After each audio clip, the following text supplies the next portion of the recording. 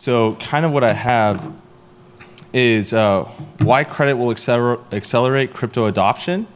So I want to start out with a story. So growing up, my parents, when they first got married, they started out in a trailer. My dad didn't have any money. He didn't have any credit. He ended up, he had this idea for a business. He ended up trying to go get a business loan. So he went to bank after bank, couldn't get it. Kept getting denied again and again.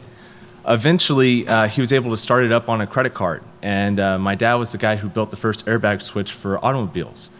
So growing up, I kind of saw the traditional finance system fail what I thought were good people. So that kind of is what drove me into the startup I'm founding, but more actually into seeing how DeFi and crypto will give a better opportunity for creating a more fair and equitable system.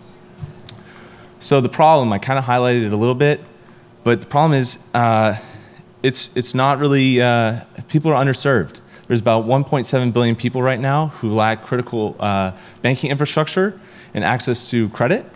In that, there's about 480 million of those 1.7 billion people who have an internet connection though. And if you look at adults, about 48% of adults have never or haven't received an online payment in the last year. So why do we actually need credit in crypto? We already have this system. We have over-collateralized lending. It's widely popular. Why do we need this? Well, our entire world runs on it. So for everything in the developed countries like here, it's car loans, furthering education, it's houses, it's even, oddly enough, you have to have a credit score for your rent. And in countries like Nigeria, people are fronting 12 to 24 months of rent just to afford an apartment. So with that, there's about $1.5 trillion in auto loans, and then there's about $850 billion in credit card debt in the US alone. So a lot of consumer spending that we have access to that others do not. And then there's also about $1.7 trillion in student debt. And you can kind of see the overall amounts of debt in the United States as a whole. A lot of it is actually mortgages and housing. Go figure. Another part is, car loans, and you have student loans and all this stuff. But this is essentially our backbone of what's helping prop up our daily lives. We're running on this. So what is the current state of DeFi? When you look at DeFi, it's essentially gone from 0 to $100 billion in total value locked in less than 2 years. It was higher until about a couple weeks ago, but extremely, extremely fast acceleration. With that, there's about $1.8 billion in metaverse land sales right now. So games like The Other Side, Sandbox, Decentraland, that's all contributing to about $1.8 billion of land sales. And some of the other projects that have been pitched here today will be a part of this number in the future. When you look at stablecoins, so people have this desire to bring the US dollar, which, I mean, I know there's inflation and all this stuff, but it is kind of funny enough, more stable than some of these cryptos. But there's a demand for this on-chain to actually facilitate loans. So you can see like it essentially was 0 or not much, not that long ago, and now it's about 170 billion. That's not a whole lot when you're looking at the total monetary supply, when you're comparing United States versus China or the European area. But at the same time, it's massive, massive acceleration. If you combined all the value that's locked in DeFi alone, it would be the 31st largest bank in the world. So it's getting there. Oh, did I do something? Oh, there you go. So we're growing extremely, extremely fast. When you look at this new payment vector, so people have created these crypto debit cards. Visa started accepting USDC as a way to like settle a payment. They did 2.5 billion in a quarter. These just came out like a year and a half ago. So these are accelerating extremely, extremely fast, and this allows somebody to use their crypto to purchase real-world assets or like consumer goods, laptops, whatever, today. With all the DAOs that are out there, there's about $10 billion of assets under management. So you're having these like organizations that are completely on-chain that are essentially amassing large amounts of wealth A lot of it's in their native token, but some of it is actually in other people's tokens as well. So the space is definitely getting pretty large. And lending, like I said earlier, is already popular. But a lot of this is all over collateralized. So meaning you have to put in more money than what you want to actually borrow out. That's not how any of the actual world runs, but that's mainly how DeFi is running today. So this is kind of the overall ecosystem and kind of what we're seeing at Sphere. So you have the collateralized lending on the top left. Those are kind of the main things that I've talked about. So it's like Maker, Aave, Compound. This is where you put in, maybe $2,000 of Bitcoin to then get $1,000 of Ethereum or something. And then you have institutional lenders.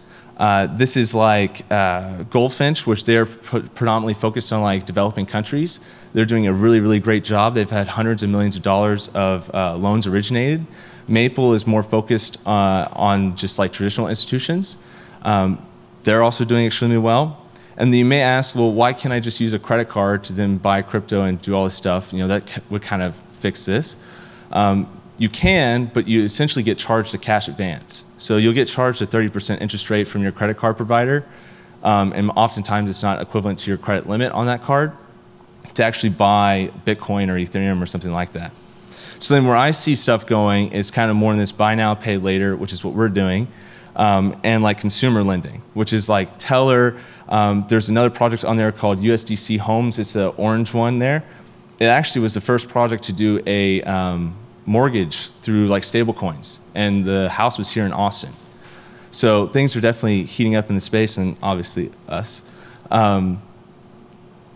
So what is the next wave, and how do we look at the waves? When you look at all these different cycles that DeFi, crypto, all this has had, we've had about like 4 waves right now. And so if we're about to leave this one and go into a bear market, it typically regenerates and comes out way better on the other side than it did when it came into the last cycle. So you're seeing these massive, massive gains over time in everything from developers to, the one I was most surprised with was social media engagement on the bottom.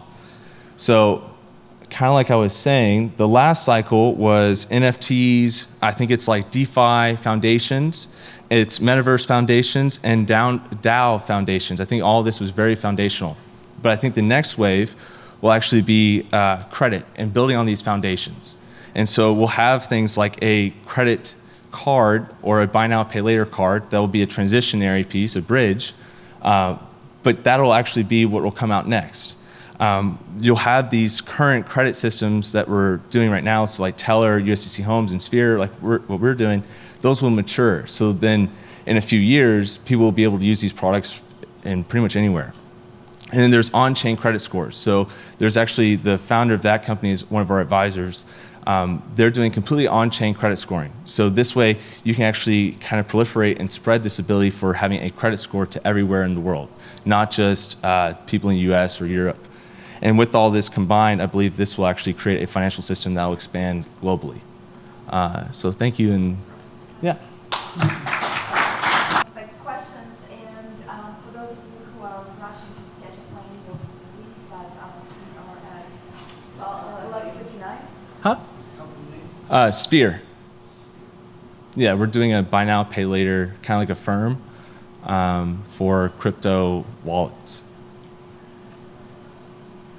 Yeah. I know in many parts of the world, underserved communities use things like prepaid phone cards to carry value. Is that something that you plan to piggyback on and simply alter the mode from cash to credit? Yeah, I know there's I think it's Cello is one company that's actually really big in that space. They actually built a whole like blockchain for people who have like flip phones and that kind of thing, so they could send money that way. We're going to be more focused on actually people who have like an internet connection, so those 480 million people. So that may not be exactly that target demographic, but we're planning on having all the assets be on a wallet, and then having that wallet actually be a bridge between both the traditional world and the new financial world. So you're basically going to offer credit to individuals to allow them to buy now and guarantee their purchase to whatever they buy. Yeah. So we'll have someone go through. I mean, this may be a hot topic, but we'll have people go through KYC, AML, all that stuff. Get a FICO score. Bring in this like on-chain credit score. Try and get a holistic view of somebody. We have one of the heads of ML at Upstart, which is a pretty good fintech product. We have essentially he's one of our advisors, so he'll help us with the actual underwriting process. And yeah, we'll figure out a credit limit for an individual and then direct that credit limit to products. So then they can essentially buy it now and then pay it off with us later. Yeah. So everything will actually be like installments. So it'll be all 0%. They can buy with the wallets that we have, and the launch partners will get access to about 15 million people at launch later this year. That'll give us access to existing crypto debit cards. So when I kind of threw in the crypto credit card thing, that's where we would actually inject ourselves. We would be at this wallet, which is almost like the bank account. So we'd have access to both sides of traditional and new financial systems. Did you just say 0%? Yeah. How do you make money? We'll actually charge a small transaction fee, and then our goal will be for our capital suppliers to rotate that capital as fast as possible by gamifying the experience of paying it back. And with those rotations, every time we essentially issue out an installment plan, we'll take a small percentage, and the wallet provider will have also a small percentage of that. I'll send the rest of the questions to your conference room. Awesome. Thank you so much, Ryan. Thank you.